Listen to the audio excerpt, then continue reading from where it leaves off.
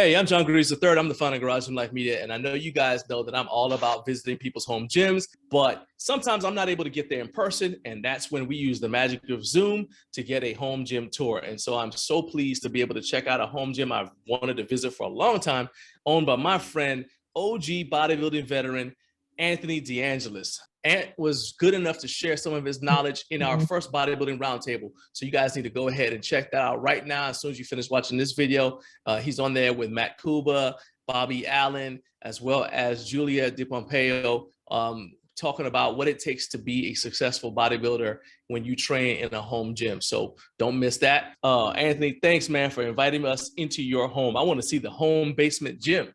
Okay, no problem. This is the doorway. Okay. So it's a very narrow 33-inch door. So all the gym equipment came down these steps through the island and down the second tier. I have no Bilko door, no sliding doors. So everything you'll see later in the tour that had to be refurbished and actually had to be cut down and put together a certain way. It had to be modified. So you come down. Now, this is the place where you've trained for like 30 years, competing on stage. I see some of your trophies. So I see all this stuff. This is like a walk. It's almost like a museum, man, of bodybuilding history. There's Lee Haney, of course. Yeah, and the thing is, like, some of these guys, these aren't just guys that you like put up on the wall. These, you know, these guys because you competed against some of them and everything. Yeah, there's Sean Ray, old school. There's Big Ronnie Coleman. There's a bunch of trophies. As we'll get down a little lower, there's when I did the America in '95, and Mr. right America, okay. Above, yeah, I placed, and then right above it, there's my first pro win. I received a check after passing a drug test for the NGA. Then somewhere on the wall, there's a application to represent the U.S. team in Belgium after I placed in America was drug tested. So it's quite accomplishments down here. There's my boy Sean Roden, we spoke about that. Oh yeah. Also Kai Green. There's a picture of Kai. Kai was the only pro that I competed against that beat me, and I competed against several pros. But coming down to the gym. Now you competed against Kai Green when he was an amateur, right? I competed against Kai, Sean Roden, Freddie Smalls, Victor Del Campo, Chris Tuttle, Justin Yorko. I beat all of them when we were all amateurs. The only person I lost to was Kai. And I beat Sean Roden back when he made his comeback right before he turned pro to North America. Sean and I, it's very interesting, him and his cousin used to compete in all those and we used to compete. All right, it broke up a little bit. Here's my first supplement endorsement. First supplement endorsement, that was with, was that with Sport Pharma? Right. Okay. I was the only natural amateur athlete that Sport Pharma had back in the day. And then Sport Pharma eventually was bought by Universal Nutrition, which also owns Animal Pack, correct? Right. Okay. Yes, and I was endorsed with them after. Hey, I don't want you to just watch this video. I need you to like, subscribe, and if you're already a subscriber, I want you to join our channel for 99 cents a month so you can help us improve YouTube for the home gym community. Okay? Back to the video. The first thing you got to the left is an old school flex equipment, lateral machine raise, plate loaded, Nautilus standing calf raise,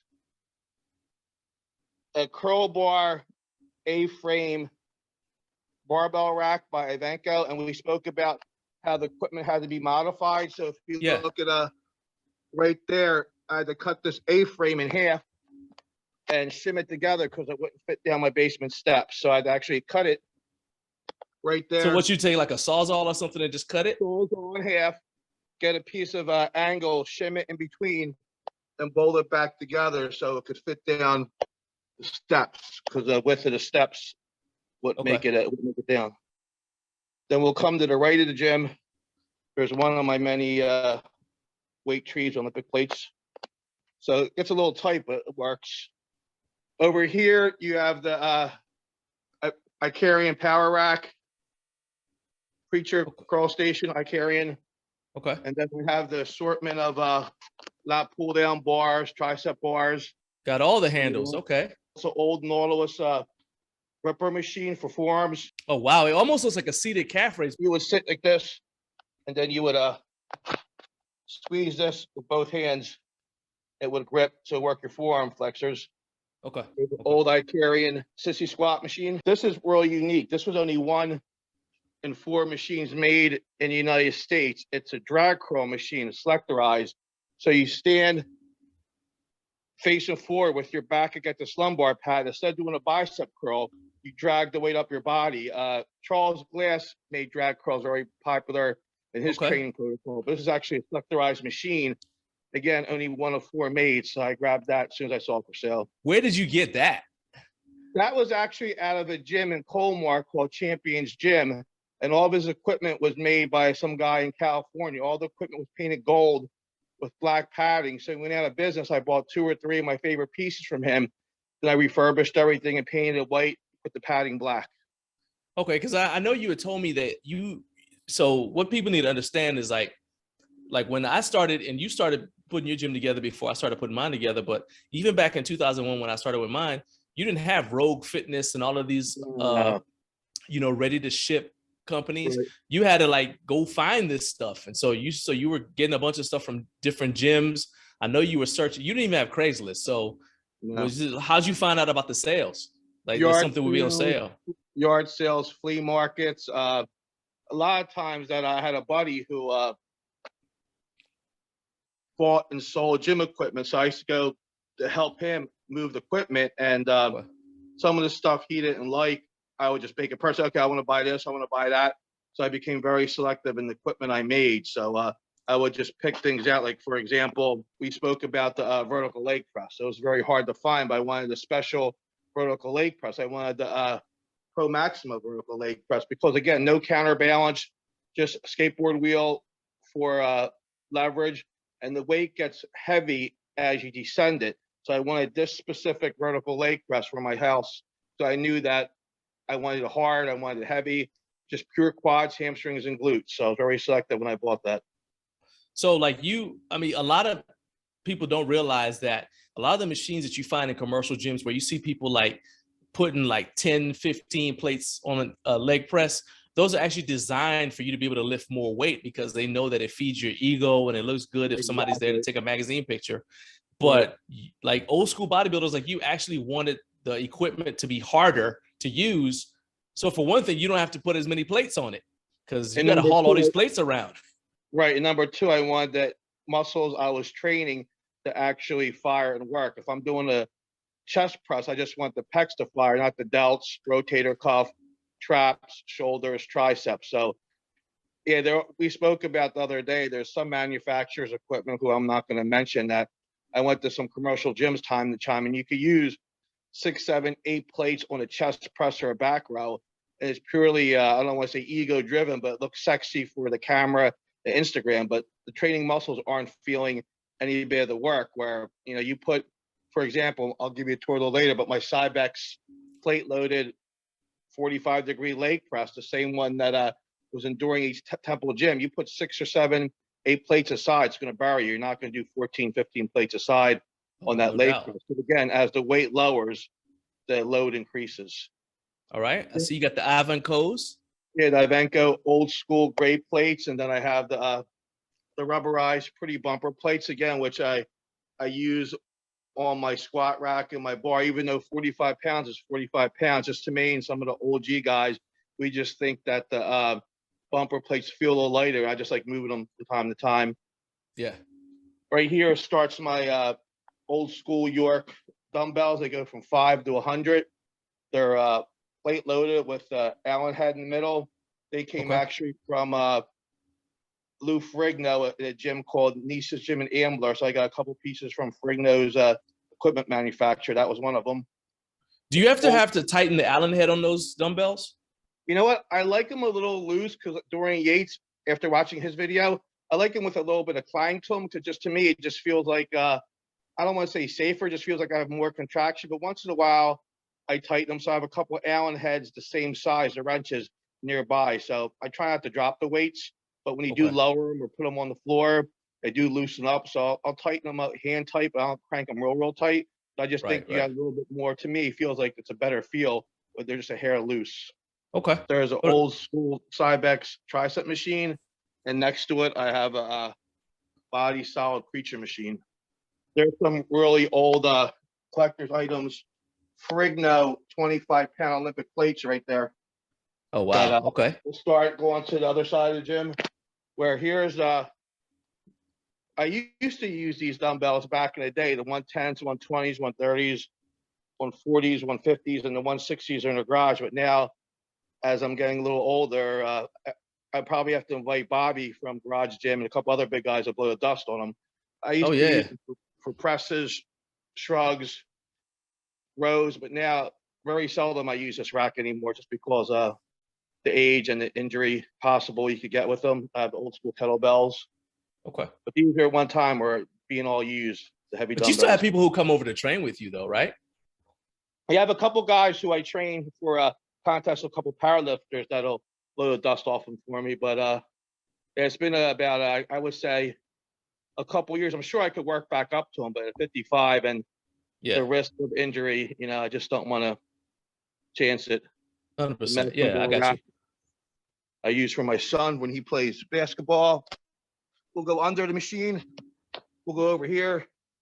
Here's the other part of the York dumbbell rack. As you can see, it goes from hundreds all the way down to the other side of the gym. Wow. Right? Over here, there's I like the shoulder press by Maxicam because again, it's old school. I like the parallel grip handle.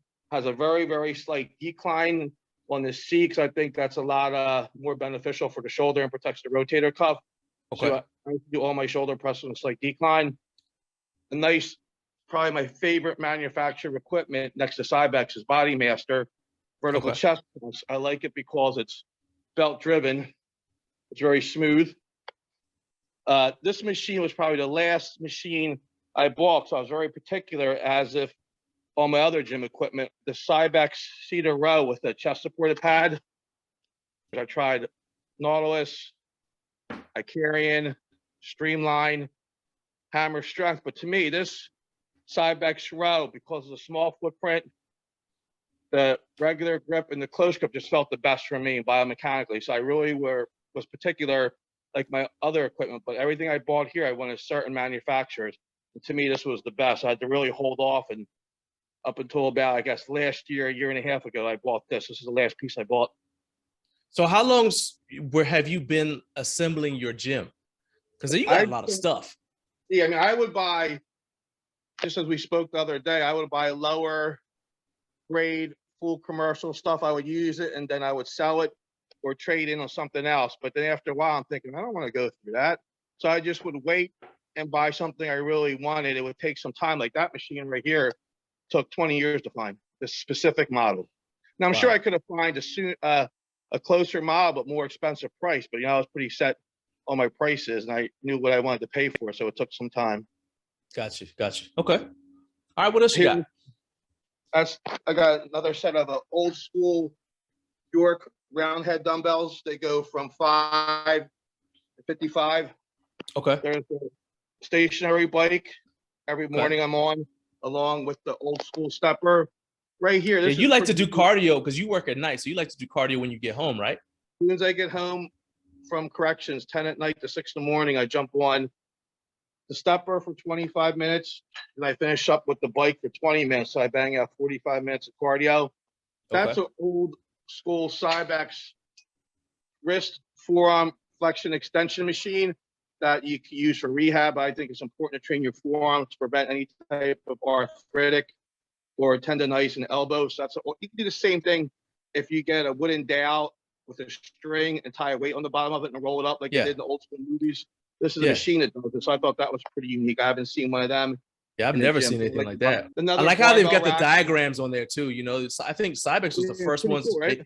Yeah, I mean, other companies do it now, but I want to say Cybex was the first one that had the diagrams on the machines like that to show you. Maybe Nautilus too. I don't know. This is another A-frame barbell rack that, again, you can see a better picture of how the frame was cut right here. I had to shim it together, but this is a straight bar rack that goes from 10 pounds to 100 pounds fixed barbells. Okay. Old school plate loaded Icarian T-bar. Okay. There's a captain's chair. You could do pull-ups, dips, and vertical leg raises on this. Okay. Okay. So I have the hex dumbbells that go from 3 pounds all the way up to 70 pounds. Okay. A lot of stuff could be overkill, but you know, as I'm getting older and the gym got filled up, I think to prevent risk of injury, walking over and around equipment with 100-pound or 80-pound dumbbells, I'll just grab these and move this chair back and do some presses right here. The other thing too, though, man, is you're a bodybuilder, so people don't realize it, but a hex dumbbell, just because of the dimensions of it, a hex dumbbell or a round head dumbbell is going to give you slightly different ranges of motion, slightly different feel. So, you know, if you're trying to get that, what you guys call like the mind muscle connection, you might need to use a hex dumbbell one day. Next time you do that same exercise, you might want to go with the like those Ferrignos that you put together. I'm sorry, the Yorks. It's funny you say that, because for all my bicep and tricep work, I use the hex dumbbells. For any type of shrug, shoulder lateral, chest press, or shoulder press, I use the round dumbbells just the feels different. The range of motion and the way the cuts the dumbbells will lay against my thighs or my shoulders. So it just feels to me a little more comfortable. This is a really unique piece. It's an old school Nautilus leverage combination incline chest press with a high back pull row. We all know that Arthur Jones made Nautilus. His son made Hammer Strength. This was one of the first Hammer Strength prototypes machines that they made. Now, this same machine with the incline on one side, and you can see it has the back high pull row on the other, are on every commercial gym. But the way this is designed with the leverage and the bar, it's much heavier. Again, you're not putting 4 or 5 45-pound plates on here and doing an incline press. And it's really unique that after if you could load the plates up out to the end of the ear, they actually have a little hole right here, so you can put a pin and use for a collar. So the collar won't take up much space on the bar. So you can load plates here and stick like a bolt or a universal pin there, and that would keep the weights on there. So I thought that was pretty unique. Well, yeah, because Nautilus was used a lot in the NFL. Exactly. So I can imagine you've got like some, Deacon Jones or whoever is going to Dick Buck, because they could probably load some weight up on there. Right here is a nice incline machine made by PowerTech. It's plate loaded. I purposely use these 35-pound plates on that because I like the smaller jumps and weights to go up. And same with a spider row and a couple other machines. I like using 35-pound plates for an increase instead of 45s. Okay. This is a very, very, very old Ferrigno pull down that I got along with the York dumbbells from a gym used to be located in Ambler called Nice's Gym. The pull down handle is actually the way it was bought, solid metal with a nut welded for the clip for the handle. I just got some before they made fat grips. Again, another one of my invitations. I used to got some crutches, hand shoulder pads, and cut it in half for the crutches. So I made my own fat grips before the actual invention of the fat grips. So it made a little. Yeah, I'm about to say you've got a bunch of stuff in there that there's now commercial versions of, and you kind of like figured it out and invented this stuff, you know, decades ago. So how long have you had fat grips? I had these fat grips probably for over 25 years now. Wow. Okay. And they just started, Jay Cutler just started endorsing them, in I think 2098 maybe. Yeah.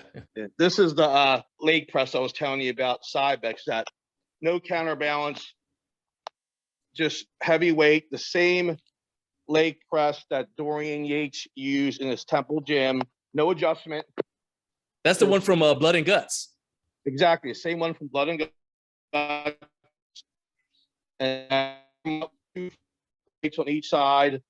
I do have some York 100-pound plates right there. The rest of them are older York plates. But again, not that's going to be a challenge, but not many people, I don't think any are going to put 10, 12, 14 plates aside and do this full range of motion strict. Because again, as the carriage comes down with no counterbalance and the skateboard wheels as rollers and leverage, the load of the weight gets heavier. So again, 10, 12 plates max, and I'm very strong with lower body is all I would need. And you would have watched Dorian do his, and he wouldn't load his up. And Dorian trained legs like a beast, and he was very known for his strength, upper and lower body. This is a Paramount lying leg curl. It's pretty unique because it has the V padding, and it has the punch out right here for your hips, so you get more support with the hamstrings. This is an Icarian supported chest row. Again, we spoke about fabricating the various equipment. This part of the machine right here, where my foot's at, is the ear. So when you pick this part up and you put it over the rack, when you finish the movement, it won't tip. So you can see that this wouldn't fit down my basement either. So I had to sawzall that off right there. Oh, wow. I had to get a piece of angle and bolt it back on. Wow. So it would fit down my basement. Again, we had to customize everything because not to sound repetitive, no Bilko door, no screen door, everything came down the steps. Yeah, because this is your basement, and you were telling me that a lot of basements have up there in Philadelphia where you live, they have they have to have a door for safety. But well, you don't have a door. If you have a considered finished basement with running water, electric, carpet, there's a rule. It's a fire hazard rule. You have to have a Bilko door for a emergency exit. To me, this is just a gym, and the township said I didn't need any type of emergency door because I don't have the running electric, TV, almost like a sitting area. So when you modify that to finish your basement, my next door neighbor did it, and there's a machine that comes in that cuts 2 holes in the wall, picks the slabs of concrete and block up, and just drops the Bilko door right down in the fitting. Oh, wow. Okay. That's another, I have a couple PowerTech pieces, which I really like. They're smooth and a small footprint. This is a PowerTech hack squat. I also do made this block here for it. So you could do hack raises, which is similar to a donkey raise for your calves. Okay. Okay. There's some old school magazines. This is the Polaris, which was a great manufacturer of equipment not too many people even know about, is a pullover machine. And I like this machine. It's very unique because when you use the pullover machine, and Dorian Yates made this popular, there's no arm bar. So you're resting your elbows on the pads right here, and it's all elbow driven. This is just a bar for support. So you're not using your hands, it's hands free. So you're driving with your elbows. That's why I bought this. I bought this from a gym called a Scorpion, which is now Super Fit, which you see some of the pictures. I still belong to that gym. So that was one of the first gyms I ever went to. So I bought that from them when they were like upgrading or something. Okay, they were moving. Okay. This is a very, very old Icarian Smith machine. Again, very prehistoric, that no counterbalance. This black support bar with Icarian sticker is 100 pounds. So this 45-pound bar plus this is an extra 145 pounds. Again, you're not putting 8, 9 plates, 6 plates aside and doing your presses. So it runs down on that dowel. And some of the Smith machines now have the A-frame. So this is just solid Olympic bar with a solid 100-pound frame, run straight up and down. Okay. Okay. Now, do you use that? I mean, I've seen like some people use the Smith machine for like what you call guillotine presses. And of course, but what do you like using it for? Me personally, I like it for incline barbell press. Okay. Decline press. I have the bench set up right here for it. Sometimes I like to do shoulder presses, sometimes shrugs. I use it for various upper lower body presses. Maybe sometimes once in a great while, I'll do front squats on it, a superset with another machine close by. Maybe I'll do hack squats or front squats with this because the machines are close. Okay. Okay. This right here is Dorian Yates, again made popular from Hammer Strength, is a Hammer Strength DY row. So DY means Dorian Yates. It's a one-arm row. They made the design a little different now. Instead of having the L handle, they have a handle like this, and they have another handle that comes out to a T. With that, you could use a lot more weight. So Dorian, again, his philosophy was, why do I want to use something easier? I want to make things harder for me. So they Right. made this in conjunction for him because he used to do dumbbell rows with over 200 pounds. There's a picture of Dorian and I right there. I have right next to Okay. the machine. So the hammer strength row now without this L handle, with the T handle, is going to be much easier, and you can use more weight. So again, it looks sexier and better for the social media pictures. All right. This is an old school Ferrigno 45-pound plate, Olympic, and right behind it, I have the original bumper plates. Not the real pretty, sexy ones I have in the corner. They're the original York Oh, bumper wow. plates, 55 pounds, which the inside is metal. Then they put a hard rubber shell on top of the plate. So I really think it's a 45-pound plate. They made a 10-pound difference with the rubber around it. They're the original. Right. Okay. The picture Okay. that I did in America in '95, I placed fourth. Here's Okay. a nice hoist low pulley row. I like this because I got to be very selective of the lower ceilings. So I have a lot of clearance here. So it's a heavy stack. It's a very smooth low pulley row. This is very unique. Not too many people know about this. This is a spider curl bench. And we spoke about where Larry I got Scott. most of my equipment. Right. Scott invented it, but this actually spider bench came from Vince Gironda's gym. Okay. Wow. Okay. So a lady down the street, when I was driving home from work, was cleaning out her garage. I saw this old gym equipment there. I stopped to speak with her, and she said my son had this equipment in California, and he passed away, and everything got sent up to her. And I said, wow, this is some old equipment. So I brought a couple of my old magazines and showed this is from Vince's gym, blah, blah, blah. And she said, yeah, he lived in North Hollywood. And I said, look, this is worth a lot of money. And I helped her, organize and put stuff together, and told her what she could sell stuff for. So out of thanks, she gave me this piece. I gave her a couple of dollars for it, but I just like it because I have history. It's you lay down on your stomach here, and you put your elbows on this pad, and you could do like a preacher curl. But Scott made it famous from the Scott curls from his biceps. I made this. You met Larry Scott, did you not? Yeah, I met him a couple of times at the America. There's pictures on the wall. Okay. Right here it's a spider tricep cradle bench, again popularized by Vince Gironda, that Larry Scott used. That when you kneel down, you put your elbows here with the overhead pulley, you do an overhead tricep extension. So your face isn't like flat on the bench. Exactly. And Bobby and I spoke about it. I said, Bobby, if you get two incline benches and put them together, you get the same movement.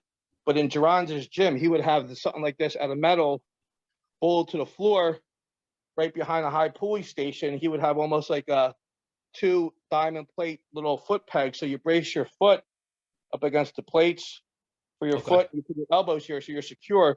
So you're just using the lateral head of the tricep, doing an overhead extension. Your elbows are resting on the pad. Wow. Okay. This is the Cybex cable crossover that you can see. It just barely clears the ceiling of the gym, which I really know you had to cut that up. This had to come apart in about 9 pieces. So this was actually one of the machines I had to fabricate. I just made it. This was another old machine I got from Champion's Gym, along with the bicep standing machine I got for the drag curl. It's a unilateral standing leg curl. But look at the pulleys on this machine, how big they are. So you have one pulley here, one pulley there. The weight stack's not too heavy. Then you have this big metal eye ring with a cable. Very prehistoric, but it does the job. Yeah, but with those big pulleys, man, you don't need a lot of weight. You don't need much weight at all. So again, 30, 40 pounds, 3 or 4 plates is really going to tax the hamstrings. And the way it's set up, if you do one leg at a time and you put your one leg over like this, and you put your handle here, you can bend down, so it really gets the glutes activated as well. Weight tree I have with Olympic plates.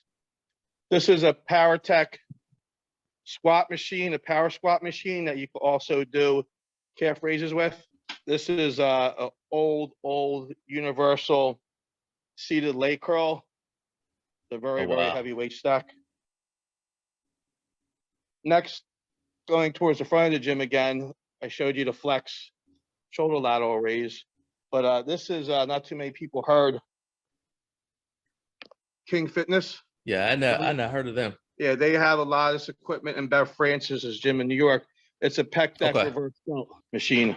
Another weight tree with more plates. Every home gym has to have some sort of flat bench, right? So I have the flat bench, which comes apart. It's made by, again, Body Masters, which is, I really like their equipment. I have the Buffalo football bar I like to use because of the various grips. Coming back around, again, getting close to the end is, I like this because it's a seated dip machine, but it's a very small footprint. So if I have to use it, I just slide it out.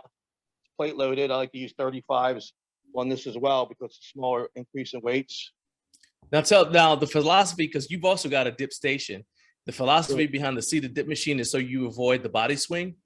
Exactly. If you sit forward and really throw your elbows back, I think it's more tricep with less delt involved. There's the medicine ball rack we showed you earlier that I use for my son for his sports specific training.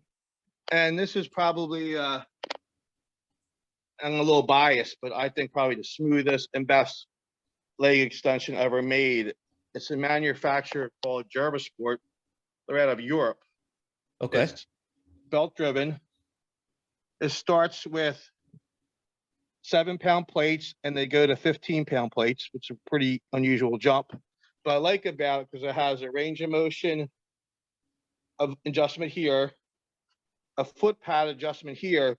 Then it also has like this motorcycle clutch handle adjustment for this pad and this pad. So there's like 4 adjustments. So you can really target the quads and not get any type of knee. It also has a little bump out right here for the lumbar. So I bought this from a gym that went out of business, and it's you see how wide the metal base is. It's almost probably 4 or 5 inches, but I like this. Just small counterbalance right here, and right here to control the belt. I gotta say, the pads on all your equipment is even the stuff from Vince Gironda's gym. It looks like new. Some of the stuff, no cracking, nothing. Yeah, all the black pads I reupholstered myself. I was very lucky that that red padding from the Spider Curl, he really took care of it. The secret with the padding is I just find if you use Armor All 2 or 3 times a year, probably every change of the season, it would keep the pads, the leather really well conditioned. I have, which is pretty unique, that again with the old school kettlebells, I have the original Joe Weider arm blaster. Oh wow, the one that Arnold was wearing in Pumping Iron. Joe Weider on it. So it's the gold color with the blue band. So that's the almost like a relic. That's I love how you have like a mix of old school stuff, but you don't mind having new equipment too. Like I see the mag grips there. I see some Spud Ink stuff around there. Some Spud Ink. I just can tell from the color. Yeah, you got a bunch of different. Yeah. So you got a bunch of like, cable crossover handles I made myself. Oh wow! When I first bought the cable crossover, it didn't come in handles, so I made these, and I went to the hardware store and just got some oval carabiners. Yeah. Okay. But these are my first cable. I didn't even paint them. I just got some metal. I like that. Welded it. It's pretty cool. Need to put Big Ant barbell on it. Yeah, right. I have the original Buffalo bar there before I got the new Buffalo bar with the drop in it. So I have a lot of bars. I have the Triceps diamond bar right there with some more Olympic plates. Okay. So I probably have, I think I counted 8 or 9 Olympic bars. They're all in the corners of the gym. There's another one over there behind the stepper. I think I have over 75 or close to 78 Olympic plates.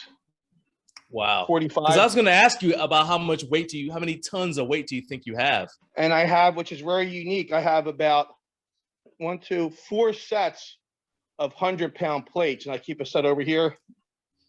Wow. Then I have a couple sets over here on the leg press, Olympic style 100-pound York plates. Okay. And pretty much that's the basement. I have also back behind the Nautilus standing calf raise is a York hyper extension machine. Now you told me that you use all of this stuff. This isn't like just stuff that you kind of like have down there. You use it all the time. Yeah. For example, if I train legs on Sundays, I might do the seated leg curl, the standing unilateral leg curl. I might use the hack squat, and I might use the barbell squat. Or the next workout, I might do the leg extension first, go to the vertical leg press, do the buffalo bar squats, and finish up with the lying leg curl. So the equipment all gets used within, I would probably say, a rotation of 3 or 4 workouts. I just feel, you attack the muscles from different angles. And I think that if you're going through an injury or if you're going through different workout phases, it's good to keep the muscles shocked and use a variety of equipment. I mean, I'm also a firm believer, like Dorian Yates, you would pick 4 or 5 different exercises and just stay with that until you get weaker, until you don't feel it, then you would change. So I'm a believer in both, especially now I'm 55. So I don't want to keep deadlifting and squatting on the same week because it taxes the lower back. So maybe I would deadlift one week, then I would do a squat machine like the hack squat or the perfect squat. And the next week I would pull and do a partial range deadlift. I would go back doing the barbell squats. I want to make sure you get credit for this. Not that you're trying to make money off it, because you showed me, like they have these, and I got a buddy who makes it, but you've, when people want to add weight to a plate stack, to a cable stack, you showed me your pin that you've had for years. So show us that pin that you use to add weight to the cable stack. This was the first one I made. And you've got more than one of them. So about in 2098, when I was at my strongest and my best, I had an off-season weight about 245, 250. That's the year I did the NPC Nationals. And you say 2000? In 2098, I made these. So in 98 you made them. Okay. I made the first one, I made the second one later, but it would, if you would use, for example, the whole weight stack, it'd be too heavy or too light. You would stick this in the weight stack, and then you would put a plate right on here to make the weight stack heavier. Yeah, 100%. So I made that for my Jervis Sport leg extension machine because, again, I'm pretty strong in the lower body. Now they actually have manufacturers that make these.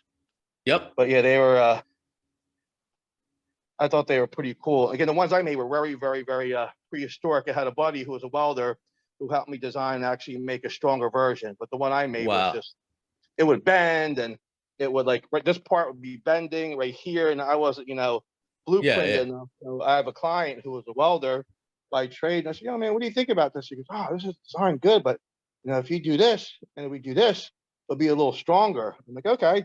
So he said that if I made this like inside of the shim, he made this a little supportive and he welded it and it worked a little better. Then we found out that if I put like a rubber grommet on one side, it would give me a little bit of space so it won't be tight up against the weight stack, and it would give me a little more room so they wouldn't bend.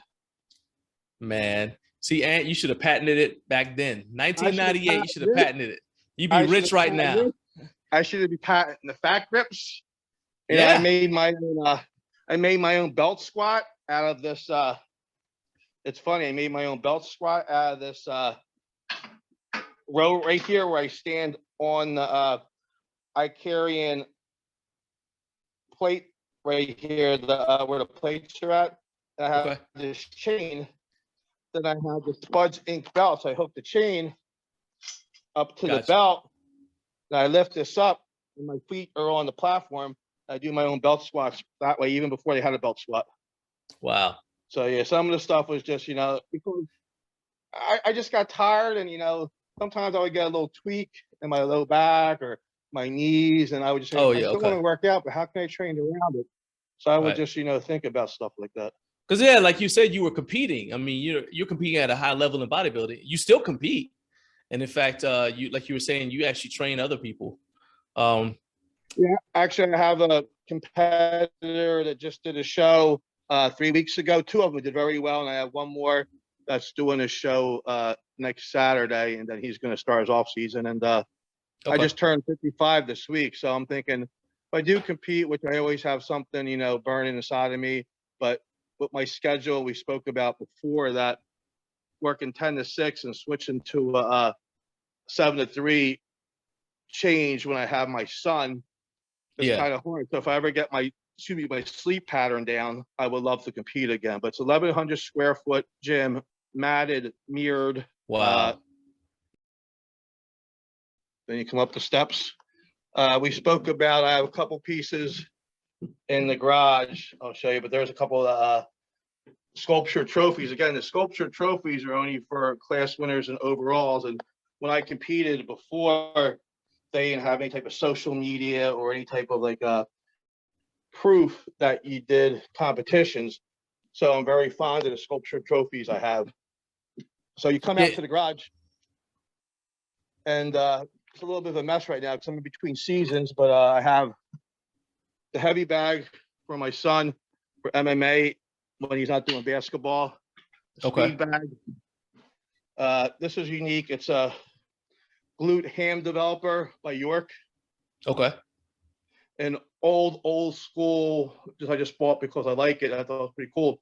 An incline sit-up board by Icarian that no one uses anymore, because this is my favorite piece we spoke about the other day.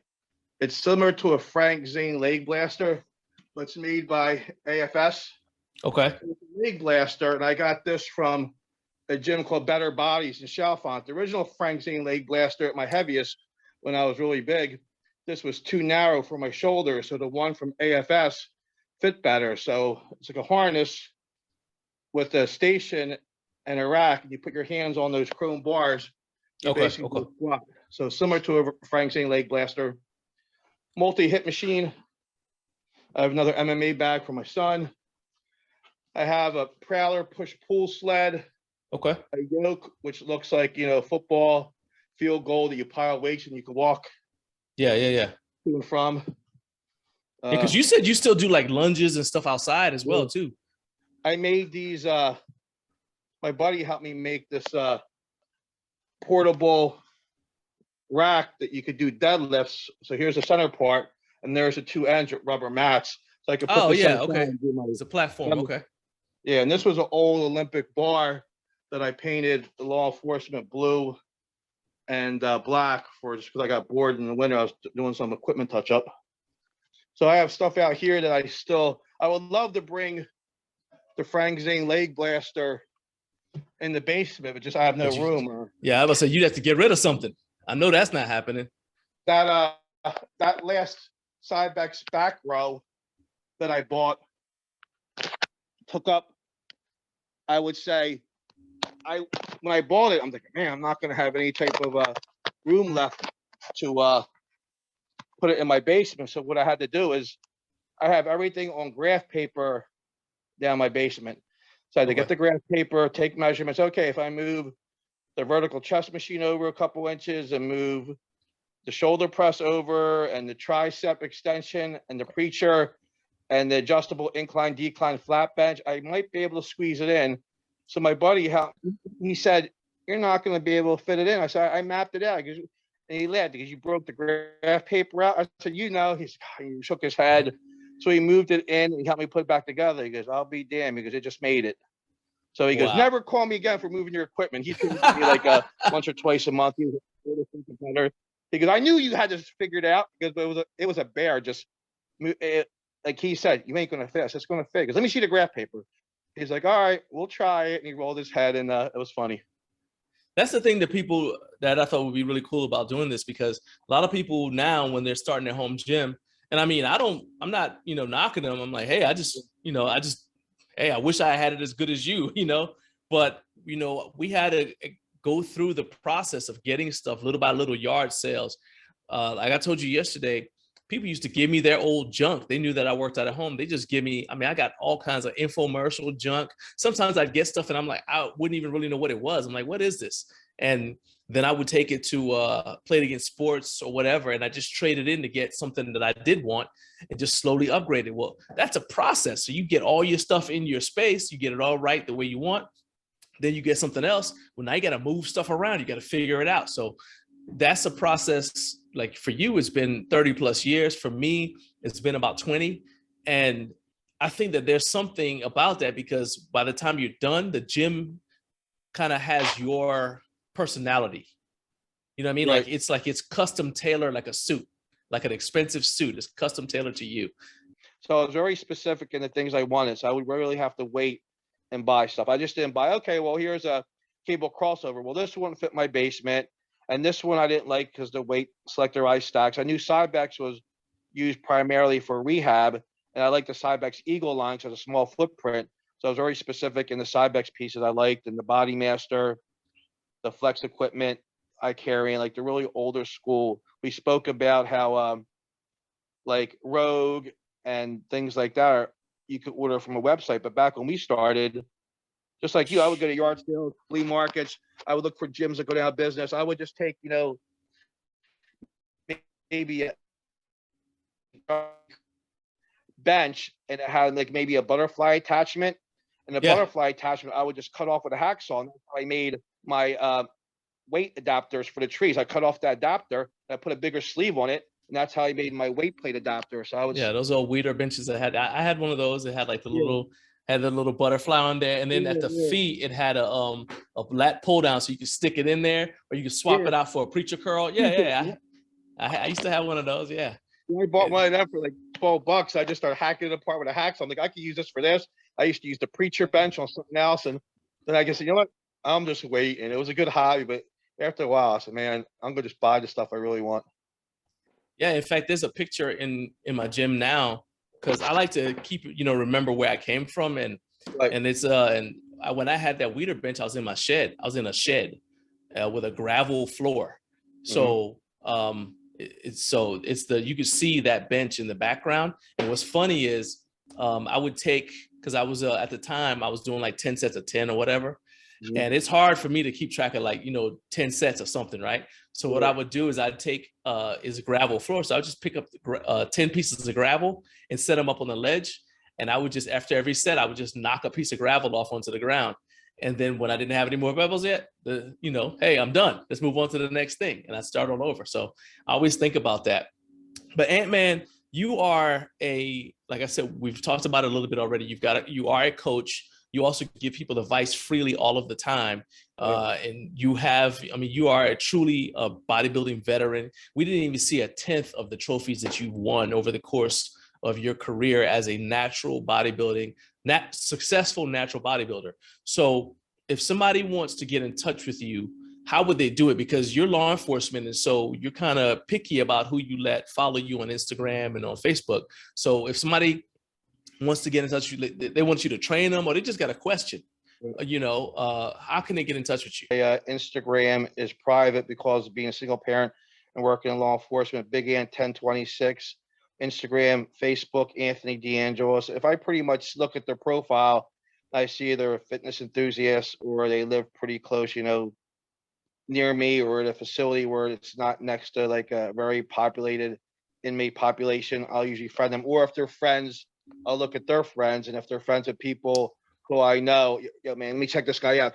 Because funny, a couple of my coworkers, we have the same thing. We're in fitness, and he's like, hey, do you know this guy? Yeah, he's good. And they would ask me, hey, Aunt, this guy wants to follow. Yeah, he's good. And just be a picture or a name, and they would follow me, and then they would look at my friend's page, and maybe a guy would work out with me. They want to follow him. So we would kind of call each other up or see each other work. Man, this guy, Zach wants to follow me. No, Zach's good people, man. He just worked out. Or this guy wants to follow. Yeah, he's good people. Okay. All right, man. Well, I appreciate it. Hope you guys enjoyed that. And don't forget, you want to help us change the way strength sports are covered, go ahead and become a member of the Garage and Life Media YouTube channel. Go ahead and click that join button.